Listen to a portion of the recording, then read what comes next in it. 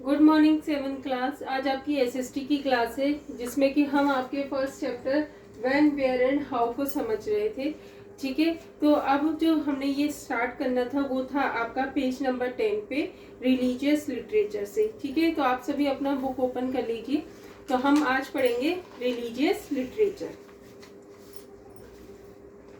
During this period, the two great Sanskrit epics, Ramayana and Mahabharata, were translated into various regional languages. Moreover, the Bhakti and Sufi movements were becoming popular. ठीक है, इस time पर क्या हुआ था, जो आपके दो ग्रेट संस्कृत में लिखे गए महाकाव्य थे जो कि आपके रामायण और महाभारत थे, इनको बहुत सी क्षेत्रीय भाषाओं में लिखा गया और जो भक्ति और सूफी आंदोलन था वो बहुत ज़्यादा पॉपुलर हुआ। Many poems written by these saints also provide valuable information of the time. ठीक है, इस समय के जो भक्ति और सूफी जो संत हुए उनके द्वारा जो उनके द्वारा रिटन पोएम्स लिखी गई वो बहुत ही वैल्यूएबल सोर्स है आपके किसके लिए, इंफॉर्मेशन के लिए, उस समय की इंफॉर्मेशन के लिए। ठीक है, अब आता है आपका कैलीग्राफी। ठीक है, कैलीग्राफी और decorative writing is a tradition which had existed in India since the ancient period. ठीक है, जो कैलीग्राफी है, ठीक है, जिसको कि आप हस्तलिपि कहते हैं या डेकोरेटिव राइटिंग है, ठीक है, which has existed in India since the ancient period, ये भारत में क्या थी, प्राचीन समय से थी। Later a new calligraphic style was introduce into India by the Persians in the medieval period. ठीक है, और जब मिडिवल पीरियड में जो प्रशियन ने जो था नया जो आपकी कैलीग्राफी थी उसको इंट्रोड्यूस किया मिडिवल पीरियड में। Many literary work of this period have been beautifully written and decorated. ठीक है, इस समय में जो बहुत सारे जो लिटरेरी वर्क किया गया वो बहुत ही अच्छी तरीके से सुंदर राइटिंग्स में लिखा गया और डेकोरेटिव उसमें लिखा गया। Calligraphy can also be seen on various monuments, pillars and tombs. ठीक है, आपको जो कैलीग्राफी है वो देखने को मिलती है बहुत सारे जो आपके मॉन्यूमेंट्स हैं, ठीक है, पिलर्स हैं एंड टॉम्ब्स हैं उनमें। ठीक है, many floral and geometric designs have been made on these structure. ठीक है, बहुत सारे जो आपके फ्लोरल और ज्योमेट्रिक डिजाइन थे वो इन जो स्ट्रक्चर्स के ऊपर बनाए गए थे। ठीक है, फिर आता है आपका आर्चीवल रिकॉर्ड्स। ठीक है, the government also maintain documents and records on the different dynasty that ruled in India in the past. ठीक है, गवर्नमेंट ने भी बहुत सारे डॉक्यूमेंट्स को मेंटेन करके रखा, रिकॉर्ड्स को मेंटेन करके रखा है जो अलग अलग डायनेस्टी हुई भारत में उनके पास के बारे में। ठीक है, these documents helps historians in the reconstruction of history as they content recorded of the administrative policies of different rulers. ठीक है, ये इतिहासकारों को बहुत ज़्यादा मदद करती है रिकंस्ट्रक्शन करने में, पुनर्निर्माण करने में इतिहास का, क्योंकि इन रिकॉर्ड्स में जो है प्रशासनिक जो नीतियाँ अपनाई गई थी अलग अलग राजाओं के द्वारा उसके बारे में वर्णन किया गया है। Royal orders, treaties between kingdoms, court records and revenue records constitute archival records. ठीक है, इसके अंदर क्या क्या आते हैं, इसके अंदर जो रॉयल ऑर्डर्स दिए जाते थे, ठीक है, जो अलग अलग राज्यों के बीच में जो संधियां करी जाती थी, ठीक है, और जो उनके कोर्ट के रिकॉर्ड होते थे, कर इकट्ठा करने के रिकॉर्ड होते थे, वो सब इसमें आपको मिलेगा। ठीक है, फिर उसके बाद आता है आपका ओरल ट्रेडिशंस। ठीक है, oral traditions are not considered as authentic and as reliable as written sources of history. ठीक है, ओरल जो ट्रेडिशंस हैं उनको आप इतना कंसीडर नहीं करते, इतना रिलायबल नहीं मानते जितना कि आप लिखी हुई जो राइटिंग्स वगैरह थी उनको मानते हैं इतिहास को जानने के लिए। This is because the stories get altered when they are being pass down from one generation to the next. ठीक है, अब क्या होता है, एक जनरेशन से जब दूसरी जनरेशन में ऑलरेडी कोई स्टोरी जो ट्रांसलेट होती है तो उसमें क्या होता है, अपने आप ही परिवर्तन आ जाता है। Nevertheless, oral tradition includes mythology and legends are of immense importance when it comes to reconstruction the past। ठीक है, अब इसमें क्या है, oral tradition में आपकी जो होती है मैथोलॉजी वगैरह को शामिल किया जाता है जिससे कि क्या होता है, एक रिकंस्ट्रक्शन करने में आपको पास्ट के बहुत मदद मिलती है। The stories of Prithviraj and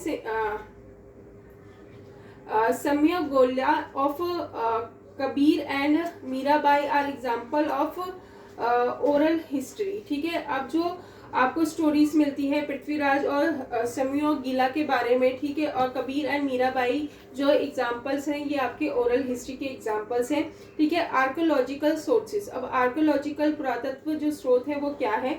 archaeological sources constitute the material remains of the past mainly namely coins, pottery, jewellery, toys, statues, ruins of old buildings etcetera, ठीक है।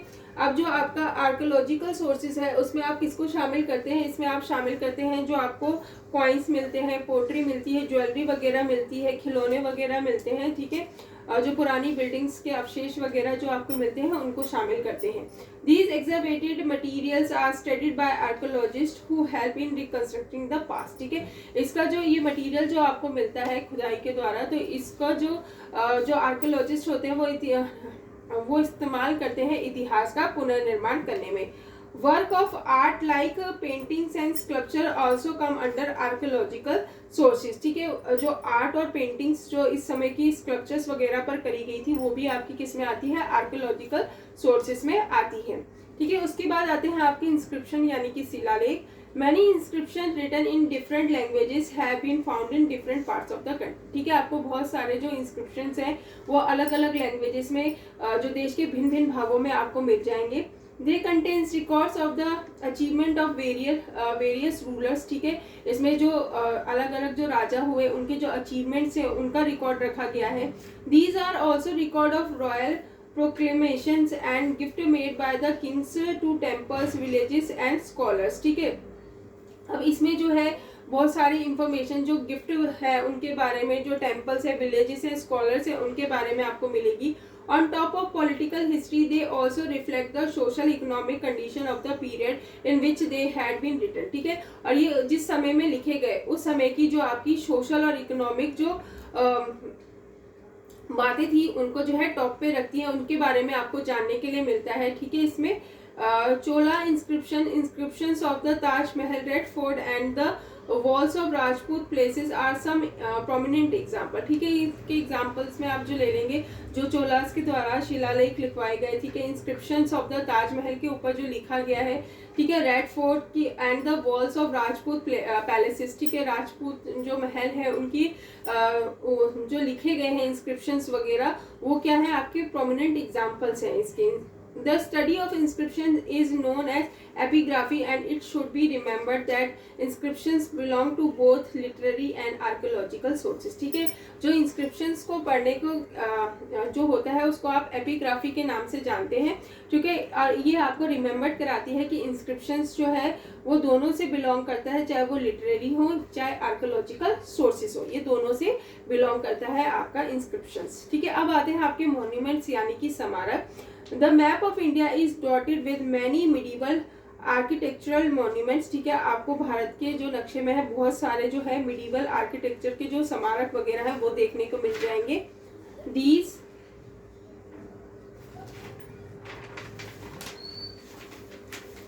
These include palaces, forts, temple, mosques, tombs, etc. ठीक है। इनमें किनको शामिल किया जाता है, जो आपके पैलेसेस हो गए, फोर्ट्स वगैरह हो गए, टेम्पल्स हो गए, मॉस्क्यूज और टॉम्ब्स हो गए, इनको शामिल किया जाता है। The Purana Qila, red fort and the Jama Masjid in Delhi, Taj Mahal in Agra, विदेशवाड़ा temple in Thanjavur, Hawa Mahal in Jaipur and the forts of Jaisalmer and Gwalior are some famous monument, ठीक है। अगर आप मॉन्यूमेंट स्मारकों की बात करें तो कुछ फेमस मॉन्यूमेंट्स के बारे में आपको इसमें बताया गया है, जैसे कि पुराना किला हो गया, रेड फोर्ट हो गया, जामा मस्जिद हो गया, ताजमहल हो गया, ठीक है, और हवा महल हो गया, और जैसलमेर और ग्वालियर में जो के फोर्ट हैं जो उनके बारे में आपको बताया गया है, ये स्मारक हैं जो।